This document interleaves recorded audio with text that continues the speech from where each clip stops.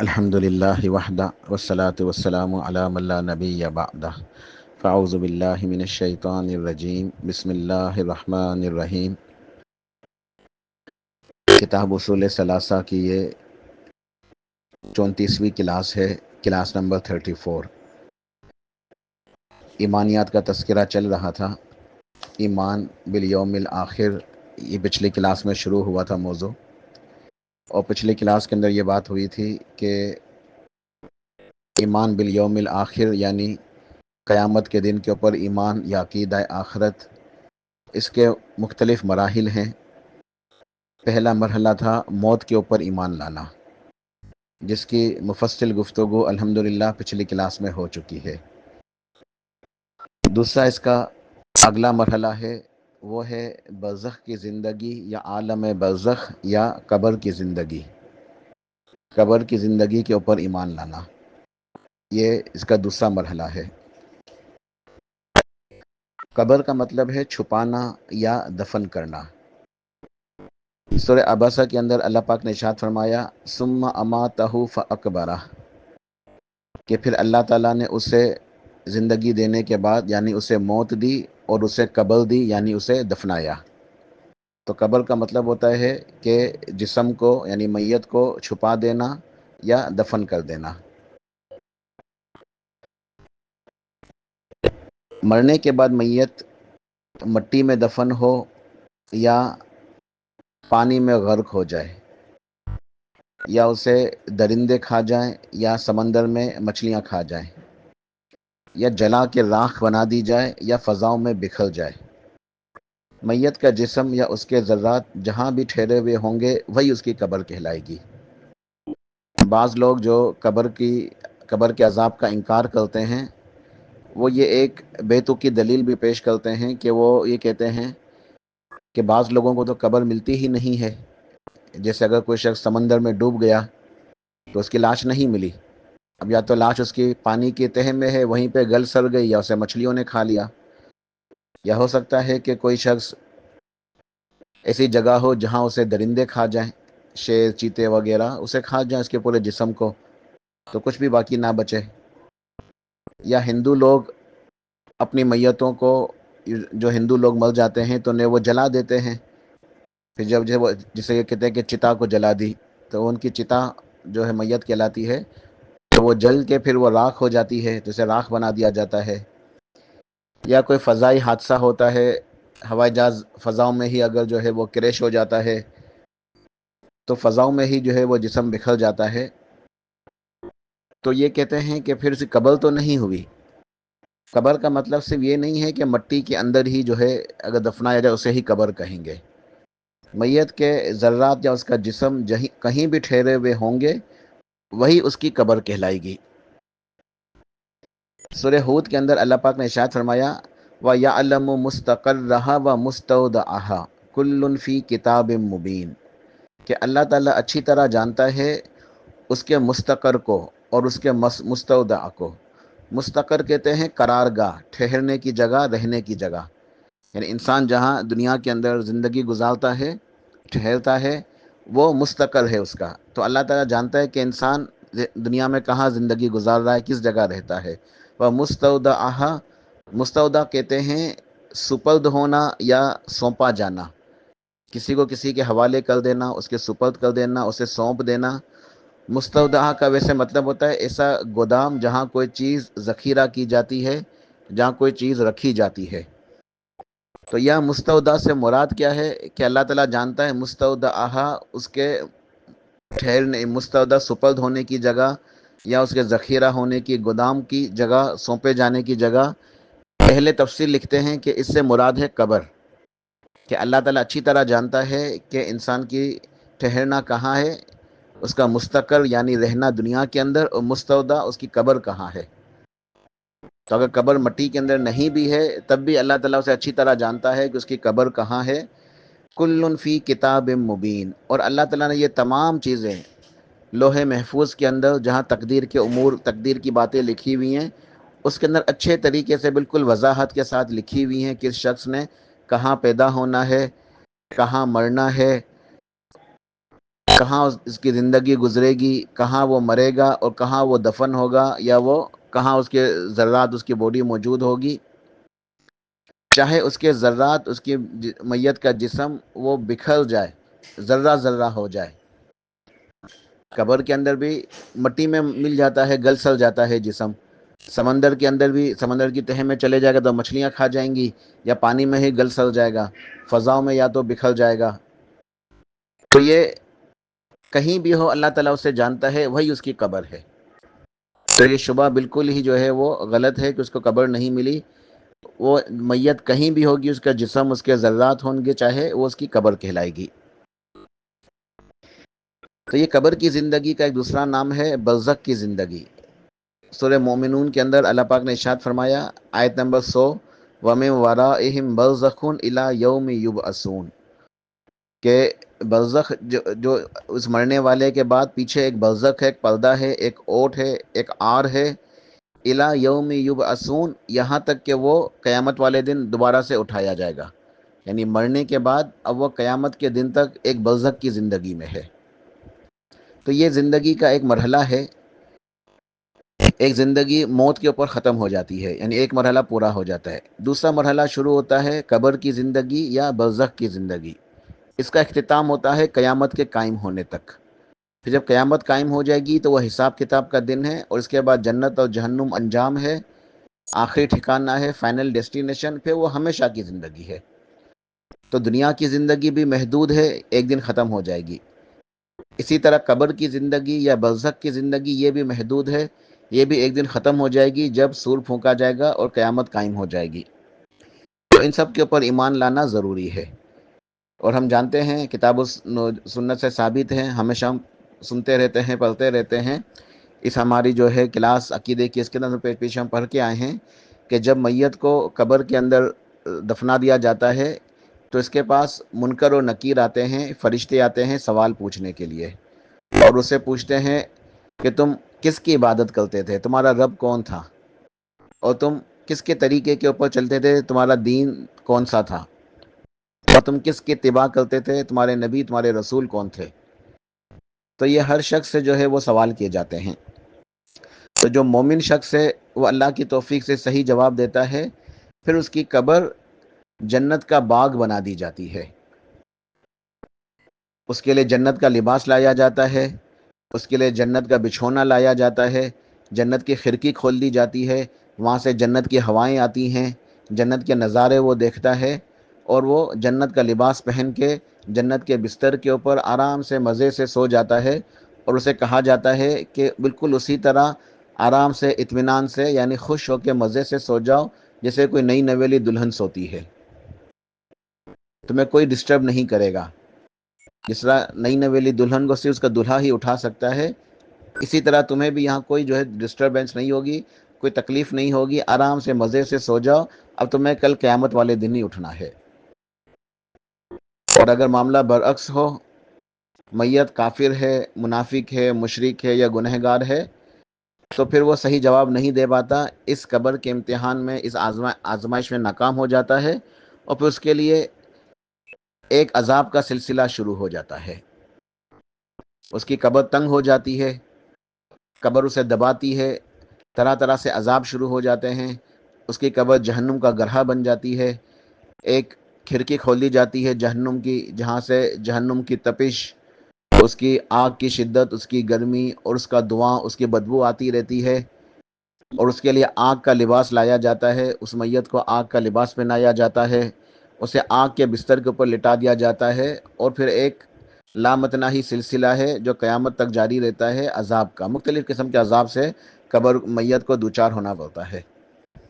تو قبر کی زندگی بھی برحق ہے، اور قبر کی زندگی کے اندر عذاب بھی ہے اور اللہ تعالیٰ کی نعمتیں بھی ہیں. یہ برزخ کی زندگی ہے، ایک پردہ ہے، ہم سے سمجھ نہیں سکتے، لیکن ہمارا ایمان ہے کہ ہر شخص کی قبر جو ہے یا تو وہ جہنم کا گڑھا ہے یا جنت کا باغ ہے.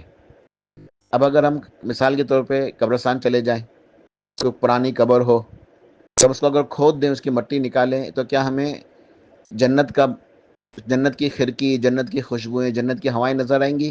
ہم اسے محسوس کریں گے؟ نہیں. یا جہنم کا گڑھا ہوگا اس کی قبر، تو کیا جہنم کی بدبو، اس کی تپش، اس کا دھواں ہم دیکھ سکیں گے، اسے محسوس کر سکیں گے؟ نہیں۔ یہ صرف اسی شخص کے لیے ہے جس کی وہ قبر تھی۔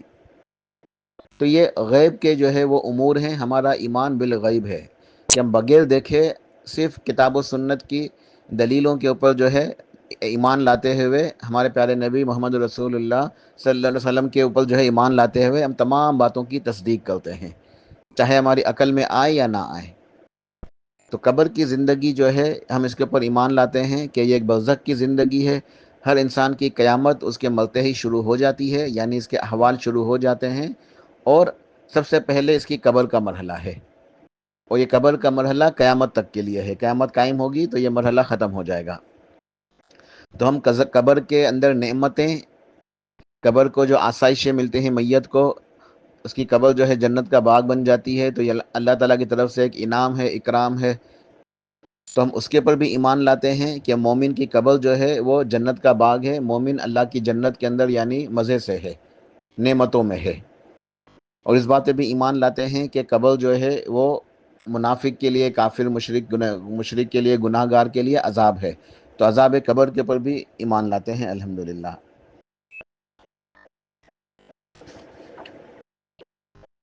قرآن کریم میں چونکہ زندگی کو عموماً دو حصوں میں تقسیم کیا گیا ہے، ایک دنیاوی زندگی ہے اور ایک اخروی زندگی ہے، یعنی ایک دنیا کی زندگی، ایک آخرت کی زندگی۔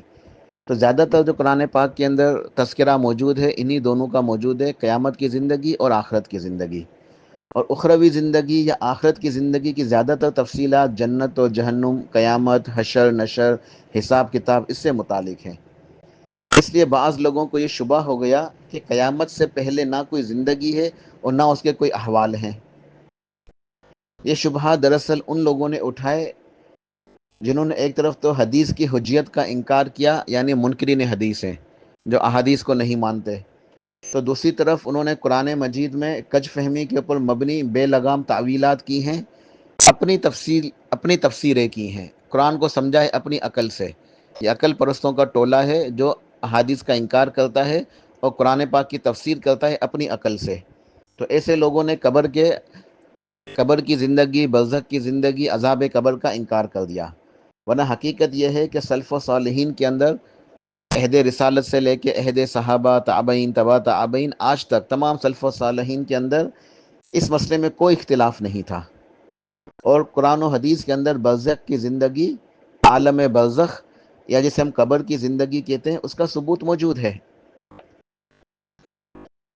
سورۃ النحل آیت نمبر 32، اللہ پاک نے مومنوں کا تذکرہ فرمایا کہ جو نیک لوگ ہیں جب ان کا مرنے کا وقت ہوتا ہے، فرمان باری تعالیٰ ہے سورۃ النحل آیت نمبر 32، الذین تتوفاہم الملائکۃ طیبین یقولون سلام علیکم ادخلوا الجنۃ بما کنتم تعملون، کہ وہ لوگ جنہیں فرشتے موت دیتے ہیں طیبین ہیں، پاک ہیں، نیک لوگ ہیں، مومن ہیں، ایمان والے، پاک و صاف نیک لوگ ہیں۔ جب ان طیبین کو، پاک و صاف نیکوکاروں کو، پرہیزگاروں کو، متقین کو جب موت آتی ہے، فرشتے جب ان کی روح نکالتے ہیں، یقولون سلام علیکم، تو انہیں سلامتی کی دعائیں دیتے ہیں، انہیں سلام عرض کرتے ہیں فرشتے، اور کہتے ہیں کہ ادخلوا الجنۃ بما کنتم تعملون، اس جنت میں داخل ہو جاؤ تم اعمال کرتے تھے ان کے بدلے۔ تو جنت کی بشارت ملتے ہی مل جاتی ہے۔ اور یہاں ایک نقطہ جو مفسرین نے بیان کیا ہے وہ یہی ہے کہ انہیں ان کی قبر کی زندگی میں جنت کی بشارت مل جاتی ہے، انہیں ان کا ٹھکانہ دکھایا جاتا ہے کہ یہ تمہارا ٹھکانہ ہے جنت کے اندر، جب تم قیامت قائم ہوگی اپنے اس ٹھکانے کے اندر، اپنے اس جنت کے محلات کے اندر، ان باغات کے اندر داخل ہو جاؤ گے، اپنے ٹھکانے میں، اپنی جنت میں پہنچ جاؤ گے۔ تو انہیں یہ بشارت دے دی جاتی ہے، ان کا ٹھکانہ دکھا دیا جاتا ہے۔ پھر ان کی جو قبر ہے اسے بھی جنت کا باغ بنا دیا جاتا ہے، جنت کی کھڑکی کھل جاتی ہے قبر کے اندر، اور جنت کی نعمتیں، جنت کی آسائشیں وہ حاصل کرتا ہے قبر کی زندگی میں بھی، برزخ کی زندگی میں بھی وہ جنت کی نعمتوں سے لطف اندوز ہو رہا ہے۔ تو یہ ثبوت ہے، نیک لوگوں کے لیے دلیل ہے کہ ان کی قبر کی زندگی جو ہے وہ اچھی ہے، انعام و اکرام والی ہے، وہ جنت کا ایک باغ بنی ہوئی ہے ان کی قبر، اور جنت کی نعمتیں اسے حاصل ہو رہی ہیں۔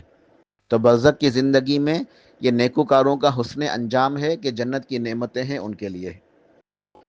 دوسری طرف عذاب قبر وہ بھی برحق ہے۔ چنانچہ اللہ سبحانہ و تعالیٰ نے قرآن پاک کے اندر سورہ غافر کے اندر فرعون کے غرقاب ہونے کا، یعنی اس کے ڈوبنے کا، غرقاب ہو کے مرنے اور مرنے کے بعد عذاب کے اندر مبتلا ہونے کا منظر بیان فرمایا ہے کہ جب اللہ سبحانہ و تعالیٰ نے فرعون اس کے لشکروں کو پانی میں ڈبو دیا، سیدنا موسیٰ علیہ السلام اپنے ساتھیوں کو لے کے نکل گئے، پار ہو گئے، اس کے بعد پیچھے فرعون آ رہا تھا اپنے لشکروں کو لے کے، تو وہ ڈوب گیا۔ تو قرآن پاک میں اللہ پاک نے فرعون کے غرقاب ہو کے مرنے اور مرنے کے بعد عذاب کے اندر مبتلا ہو جانے کے، یعنی قبر کی اندر جو اس کو عذاب ہو رہا ہے، اس کا تذکرہ فرمایا ہے۔ سورہ غافر کی آیت نمبر 45 اور 46 ہے۔ فرمان باری تعالی ہے فوقاہ اللہ سیئات ما مکروا وحاق بآل فرعون سوء العذاب النار یعرضون علیہا غدوا وعشیا ویوم تقوم الساعۃ ادخلوا آل فرعون اشد العذاب، کہ اس مرد مومن کو اللہ تعالیٰ نے ان کے مکر و فریب سے بچا لیا، یعنی وہ شخص جو موسیٰ علیہ السلام کی قوم میں ایمان والا تھا اور اپنی قوم کے لوگوں کو بھی نصیحت کرتا تھا، فرعون نے ان کے ساتھ جو ہے وہ برا سلوک کرنے کی کوششیں کی، اللہ تعالیٰ نے اس کو ان کے مکر و فریب سے بچا لیا، اور آل فرعون کے اوپر برا عذاب آ گیا۔ آل فرعون کے اوپر اللہ کا سخت عذاب آ گیا، یعنی آگ کا عذاب، جس پہ وہ لوگ صبح شام پیش کیے جا رہے ہیں۔ یعنی آل فرعون کے اوپر، فرعون اور فرعونوں کے اوپر آگ کا عذاب ہر صبح ہر شام پیش ہو رہا ہے۔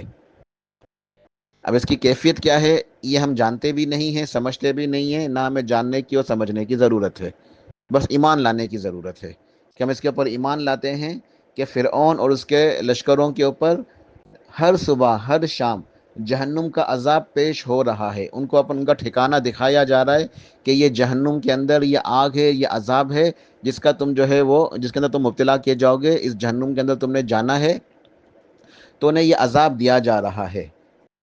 یہ برزخ کی زندگی کے اندر وہ عذاب کے اندر مبتلا ہیں، اور کل قیامت والے دن اللہ تعالیٰ کا حکم ہوگا کہ آل فرعون کو سخت ترین عذاب میں داخل کر دو۔ تو وہ جو اصل عذاب ہے وہ جہنم کا عذاب ہے، لیکن اس سے پہلے، جہنم کے عذاب سے پہلے جو ایک زندگی ہے قیامت سے پہلے، جسے برزخ کی زندگی کہتے ہیں، قبر کی زندگی، اس قبر کی زندگی میں فرعون کو اور اس کے لشکریوں کو عذاب ہو رہا ہے۔ تو یہ دلیل ہے عذاب قبر کی اور برزخ کی زندگی کی، کیونکہ ان آیتوں میں اللہ سبحانہ و تعالیٰ نے آل فرعون کے ساتھ ہونے والے دو عذاب کا تذکرہ کیا ہے، دو عذابوں کا تذکرہ ہوا ہے۔ ایک وہ جو مرنے کے بعد صبح شام وہ پا رہے ہیں عذاب، یعنی برزخ کی زندگی میں عذاب، قبر کا عذاب۔ دوسرے وہ جو قیامت کے دن جہنم میں داخلے کے ساتھ ملے گا۔ تو ظاہر ہے کہ پہلا عذاب وہ برزخ کی زندگی کا عذاب ہے جس سے وہ دوچار ہیں۔ تو اسی طرح ہر وہ انسان جو عذاب کا مستحق ہوا اور اللہ کی رحمت سے محروم ہو گیا، وہ اپنی قبر میں عذاب سے دوچار ہوتا ہے، عذاب کے اندر مبتلا ہوتا ہے۔ لہٰذا عذاب قبر برحق ہے اور اس کے اوپر ایمان لانا ضروری ہے۔ اسی طرح قرآن پاک میں ایک اور مقام کے اوپر سورہ یاسین کے اندر اللہ سبحانہ و تعالیٰ نے ایک نیک مرد مومن، صالح مومن کا تذکرہ فرمایا ہے، جو اپنی قوم کو نبی کی اتباع کی دعوت دے رہا تھا، اور پھر وہ اسی دعوت کی راہ میں مر جاتا ہے، شہید ہو جاتا ہے، اور مر جانے کے بعد اللہ تعالیٰ کی مغفرت اور اس کے اکرام کا مستحق ہو جاتا ہے۔ تو وہاں سے، یعنی عالم برزخ سے یہ تمنا کرتا ہے کہ کاش اس کی قوم کو اس کی مغفرت اور اس کے اکرام کا پتہ چل جائے کہ اللہ تعالیٰ نے اس کی مغفرت فرما دی، اس کے بعد انعام و اکرام فرمایا، تاکہ وہ لوگ بھی ایمان لے آئیں۔ چنانچہ اللہ پاک نے اس کی حکایت کا تذکرہ فرمایا سورہ یاسین کے اندر آیت نمبر 25، 26، 27 کے اندر، انی آمنت بربکم فاسمعون قیل ادخل الجنہ قال یا لیت قومی یعلمون بما غفر لی ربی وجعلنی من المکرمین۔ وہ مرد مومن، اللہ کا نیک بندہ، اپنی قوم کو مخاطب کر کے کہتا ہے کہ یقیناً میں تم لوگوں کے رب کے اوپر ایمان لے آیا ہوں، لہٰذا تم میری بات سنو اور ایمان لے آؤ۔ مگر ان لوگوں نے الٹا اسے مار ڈالا، شہید کر دیا۔ چنانچہ اس سے کہا گیا کہ تو جنت میں داخل ہو جا۔ اس نے کہا اے کاش میری قوم بھی جان لیتی کہ میرے رب نے میری کس طرح مغفرت فرمائی ہے اور مجھے ان لوگوں میں بنایا جن کو اللہ تعالیٰ نے عزت دی ہے، جن کا اکرام ہوا ہے، جن کے پر اللہ تعالیٰ کا انعام ہے۔ تو یہ آیتیں بھی برزخی زندگی کی دلیل ہیں، اس کی وضاحت کرتی ہیں، کیونکہ وہ مرد مومن نیک انسان اپنی خواہش کا اظہار کرتے ہوئے کہتا ہے کہ کاش اس کی قوم اللہ تعالیٰ کی مغفرت اور اس کے عزت و احترام کو، اس کے اکرام کو جان لیتی تو وہ بھی اسی طرح ایمان لے آتی، مومن بن جاتی۔ ظاہر ہے اس کی یہ تمنائیں برزخی زندگی سے متعلق ہیں، نہ کہ قیامت سے متعلق، کیونکہ قیامت میں اس طرح کی تمنا سے اس کی قوم کو کچھ حاصل ہونے والا ہی نہیں ہے۔ قیامت والے دن تو کوئی ایمان نہیں لاتا ہے، نہ ایمان لانے کا موقع ہوگا، نہ ایمان لانے کا فائدہ ہوگا۔ تو وہ تو یہ چاہتا تھا کہ میری قوم کو پتہ چل جائے کہ اللہ تعالیٰ نے مجھے معاف کر دیا، میری مغفرت کر فرمائی، مجھے عزت و اکرام سے نوازا، تاکہ وہ لوگ بھی ایمان لائیں۔ تو اس کی یہ خواہش، اس کی یہ آرزو برزخ کی زندگی میں ہے۔ جب اسے کہا گیا کہ تم اللہ کی نعمتوں میں، اللہ کی جنت میں چلے جاؤ، تو وہ اپنی اچھی ایک زندگی کے اندر تھا، اللہ تعالیٰ کی نعمتوں میں، تو وہاں سے وہ تمنا کر رہا تھا کہ کاش اس کی قوم کو بھی اس کے احوال کے بارے میں پتہ چلتا، تاکہ وہ بھی ایمان لے آتی۔ تو یہ قرآن پاک کی دلیلیں ہیں کہ قبر کے اندر یا تو اللہ تعالیٰ کا انعام و اکرام ہے، ہر کسی کی قبر یا تو دو میں سے ایک انجام ہے، یا تو وہ جنت کا باغ ہے یا وہ جہنم کا گڑھا ہے۔ تو یہ دلیلیں ہیں۔ اس کے علاوہ سورہ انعام کے اندر بھی اللہ پاک نے ارشاد فرمایا وَلَوْ تَرَىٰ إِذِ الظَّالِمُونَ فِي غَمَرَاتِ الْمَوْتِ وَالْمَلَائِكَةُ بَاسِطُو أَيْدِيهِمْ أَخْرِجُوا أَنفُسَكُمْ الْيَوْمَ تُجْزَوْنَ عَذَابَ الْهُونِ بِمَا كُنتُمْ تَقُولُونَ عَلَى اللَّهِ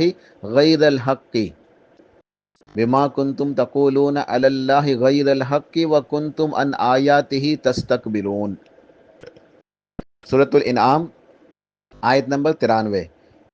اللہ پاک نے ارشاد فرمایا اور آپ اگر دیکھ لیں کہ جب ظالمین یعنی ظالم لوگ موت کی سختیوں میں ہوں گے، مرتے ہوئے تکلیفوں میں ہوں گے، موت کی سختیوں میں ہوں گے، اور فرشتے اپنے ہاتھوں کو پھیلائے ہوئے ہوں گے کہ نکالو اپنی نفسوں کو، اپنی روحوں کو، اپنی جانوں کو نکالو، آج تمہیں اس سبب سے ذلت کا عذاب دیا جائے گا کہ تم اللہ تعالیٰ کے اوپر ناحق بولتے تھے، یعنی ایمان نہیں لاتے تھے، ناحق اس کے اوپر اللہ تعالیٰ کے اوپر بولتے تھے اور اس کی آیتوں سے استکبار کرتے تھے، تکبر کرتے تھے، اللہ تعالیٰ کی آیتوں کا انکار کرتے تھے، تکبر کرتے تھے، تو آج تمہیں اس کے سبب ذلت کا عذاب دیا جائے گا۔